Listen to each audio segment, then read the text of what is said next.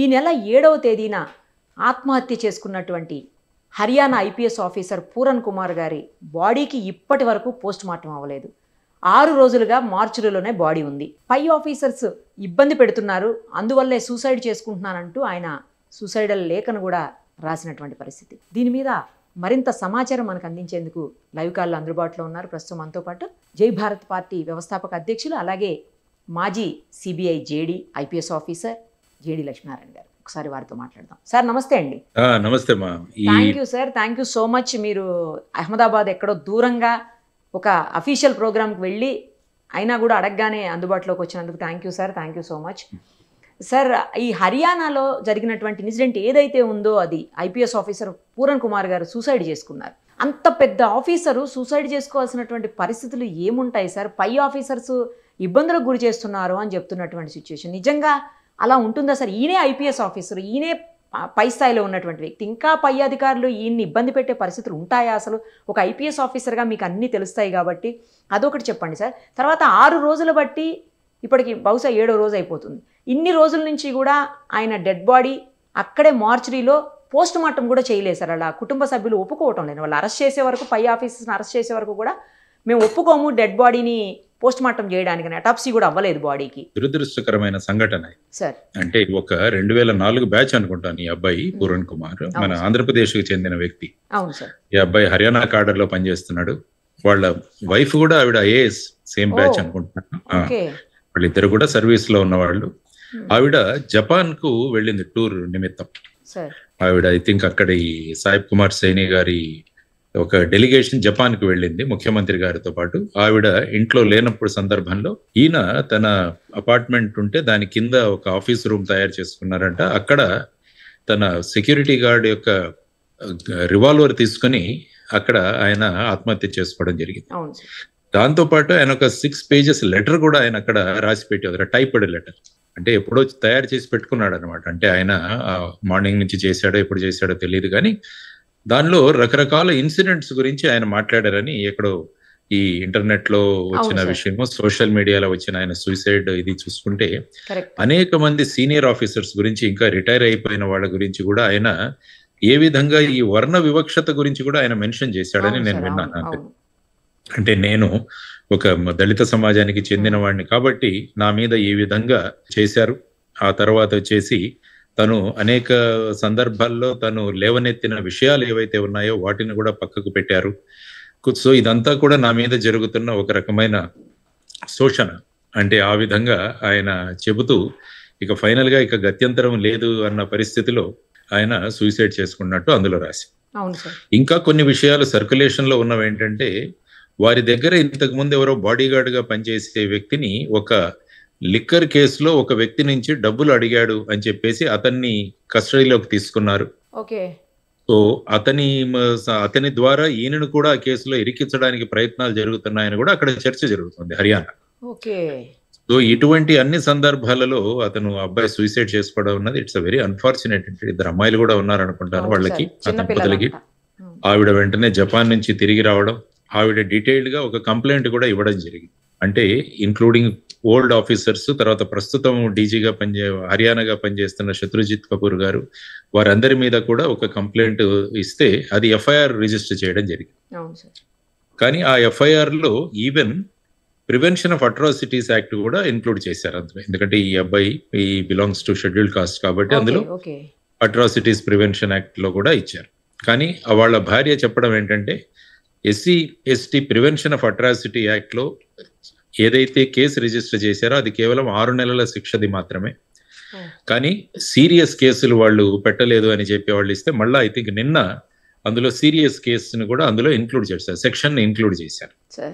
So ఆవిడ ఏంటంటే, నాకు ఈ విధంగా మీరు కేసు పెట్టడంలోనే ఈ విధంగా వివక్షత చూపుతున్నారు కాబట్టి జనరల్ గా ఏమవుతుందంటే, డెడ్ బాడీని పోస్ట్ మార్టం చేయాలంటే రిలేటివ్స్ యొక్క కన్సెంట్ కావాలి. వాళ్ళను ఒప్పుకుంటాం, ఎందుకంటే ఒక బాడీ మీద మనం దాన్ని పోస్ట్ మార్టం చేస్తున్నాం కాబట్టి ఆ పోస్ట్ మార్టం చేస్తున్నప్పుడు రిలేటివ్స్ యొక్క కన్సెంట్ కావాలి. ఈవెన్ మనం ఎక్కడైనా సర్జరీ చేసినా కూడాను, హాస్పిటల్లో ఏదైనా సర్జరీ చేసినా కూడా కన్సెంట్ తీసుకుంటారు. ఈవెన్ పోస్ట్ మార్టం లో కూడా అలాగే ఉంటుంది. కాబట్టి ఆవిడ ఈ కన్సెంట్ ఇవ్వలేదు. తర్వాత ఏంటంటే ఈ డెత్ అన్నది ఒక సీనియర్ ఆఫీసర్ కి సంబంధించింది. తర్వాత వాళ్ళ భార్య కూడా ఆవిడ సీనియర్ ఐఏఎస్ ఆఫీసర్, ఆవిడ అబ్జెక్షన్లు తీసుకుంటుంది. కాబట్టి ఎక్కడ ఈ విధంగా జరగకుండా ఉండడానికి అందులో ఈ విధంగా డిలే జరిగి ఉండవచ్చు. సాధారణంగా కొన్ని పరిస్థితులలో పర్మిషన్ వాళ్ళు ఇవ్వకుంటే ఏమవుతుందంటే ఒక మెజిస్ట్రేట్ ఆధ్వర్యంలో పోస్ట్ మార్టం చేస్తారు, ఇక బలవంతంగా చేయాలన్న పరిస్థితులు. అంటే రేపు మళ్ళా కోర్టులో కానీ ఇన్సూరెన్స్ వాళ్ళ దగ్గర కానీ ఎటువంటి ప్రశ్న కూడా ఉద్భవించకుండా ఒక ఎగ్జిక్యూటివ్ మెజిస్ట్రేట్ ఆధ్వర్యంలో చేస్తారు. కాబట్టి ఇప్పుడు ఆవిడ అన్నట్టు సెక్షన్స్ అన్ని కూడా ఇంక్లూడ్ చేయబడడం జరిగింది. ఆ తర్వాత ఇన్వెస్టిగేషన్ కూడా మొదలైంది. అక్కడ కూడా ఒక ఎస్ఐటి ఫామ్ అయిందని నేను విన్నాను. ఆ ఎస్ఐటి ద్వారా ఇన్వెస్టిగేషన్ జరుగుతోంది. మరి చూడాలి, ఐ థింక్ ఆ అమ్మాయి వారికి పర్మిషన్ ఇస్తారో లేకుంటే మళ్ళా ఇంకేదైనా డిమాండ్స్ ఉన్నాయో లేదా అన్నవి మనం చూడాలి. ఏది ఏమైనా కూడా ఇటువంటి విషయాలు జరగడం అన్నది చాలా దురదృష్టకరం. ఇంతకీ ఆ అబ్బాయి ఐ థింక్ రోహతక్ రేంజ్ లో ఐజీగా పనిచేస్తూ అతన్ని మళ్ళా ఇక్కడ పోలీస్ ట్రైనింగ్ కాలేజీకి ఇన్ఛార్జిగా పోస్టింగ్ చేశారు. ఆ పోస్ట్ వదిలేసి వచ్చేసి ఇంకా అక్కడ కొత్త ఛార్జ్ కూడా తీసుకోలేదు. ఈ మధ్యలో ఈ సంఘటన జరిగింది అని చెప్పేసి అక్కడ ఉన్న పోలీస్ మా మిత్రులు వీళ్ళు చెప్పడం జరిగింది అక్కడ. సో ఏది ఏమైనా ఇందులో విషయాలు బయటికి రావాలి. అంటే యాక్చువల్గా ఏంటంటే అందులో అబిట్మెంట్ టు సూసైడ్ అంటాం, 306 ఇంతకు ముందు ఉండేది. అంటే ఒక వ్యక్తి యొక్క ఆత్మహత్యకు కారణమైన వాళ్ళ మీద తీసుకోవడానికి చట్టంలో ఒక సెక్షన్ ఉందన్నమాట. కానీ సుప్రీంకోర్టు ఈ మధ్య ఉన్న కేసుల్లో ఆ చర్య తీసుకోబోయే ముందు వాళ్ళు ఏ విధంగా అతన్ని ఆ చర్య తీసుకోవడానికి ప్రేరేపించారన్న దానికి చాలా ప్రాక్సిమేట్ లెవెల్లో ఎవిడెన్స్ ఉండాలి అని అంటారు. అంటే ఆయన ఎప్పటి నుంచో గత కొన్ని సంవత్సరాలుగా ఆయన రాసుకుంటూ వచ్చారు. అంటే ఆ విషయాలన్నీ కూడా ఈ 306 కి ఏ విధంగా ఎవిడెన్స్ లో ఇంక్లూడ్ చేస్తారన్నది ఇన్వెస్టిగేషన్ లో భాగం. అయినా కూడా ముఖ్యంగా మనం చూసుకోవాల్సిన అంశం ఏంటంటే ఈ విధంగా ఒక సీనియర్ ఆఫీసర్ చేసుకోవడం వల్ల మొత్తం మన సర్వీస్ లో ఏం జరుగుతుంది, ఏ విధంగా ఇటువంటి సందర్భాలు ఉన్నాయా లేవా అన్నది చూడాల్సిన అవసరం ఉంది. ఎందుకంటే చాలా చోట్ల ఇటువంటి కంప్లైంట్స్ ఎక్కడ కూడా వస్తుంటాయి. అందుకని నేను ఎప్పుడూ చెబుతుంటాను, ఒక పోలీస్ కెరియర్ ప్లానింగ్ అన్నది ఒకటి జరగాలి అన్నది నేను చెప్తాను. అంటే ఎవరైనా ఒక ఆఫీసర్ చేరిన తర్వాత 35 నుంచి 40 సంవత్సరాలు సర్వీస్ లో ఉంటారు. ఈ 35 నుంచి 40 సంవత్సరాల సర్వీసుల్లో వాళ్ళ కెరియర్ ఏ విధంగా ప్రోగ్రెస్ అవ్వాలి అంటే ఒక 2 జిల్లాలకు ఎస్పీగా చేయడం, తర్వాత కొన్ని కమిషనరేట్ లో డీసీపీగా చేయడం, ఆ తర్వాత సిఐడిలో పనిచేయడం, లేకుంటే బెటాలియన్ లో పనిచేయడం, అలా ఒక ప్లానింగ్ అన్నది ఉండాలి. లేకుంటే ఏమవుతుందంటే ఆఫీసర్ల పోస్టింగ్స్ అన్నవి ఫైనల్ గా పొలిటీషియన్స్ చేతిలో ఉండిపోతాయి. సో వాళ్ళకు నచ్చిన వాళ్ళు, నచ్చని వాళ్ళు, లేకుంటే డిపార్ట్మెంట్ లో ఉన్న సీనియర్స్. ఎందుకంటే ఈ అబ్బాయి అవుట్ స్పోకన్ అని నేను విన్నా. అంటే ఏదైనా అన్యాయం జరిగినా, ఏదైనా విషయాలు జరిగినా అతను లెటర్ రాయడము, లేకుంటే ఈ విధంగా చేయడం. 1-2 సందర్భాల్లో ఎస్సీ కమిషన్ కూడా ఆయన కంప్లైంట్ చేశారని కూడా వినపడింది.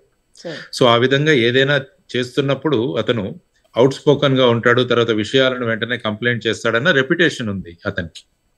సో ఇటువంటి పరిస్థితులలో ఈ సంఘటన వెనకాలన్న కారణాలను వెలికి తీయడం అన్నది చాలా ముఖ్యమైన విషయం.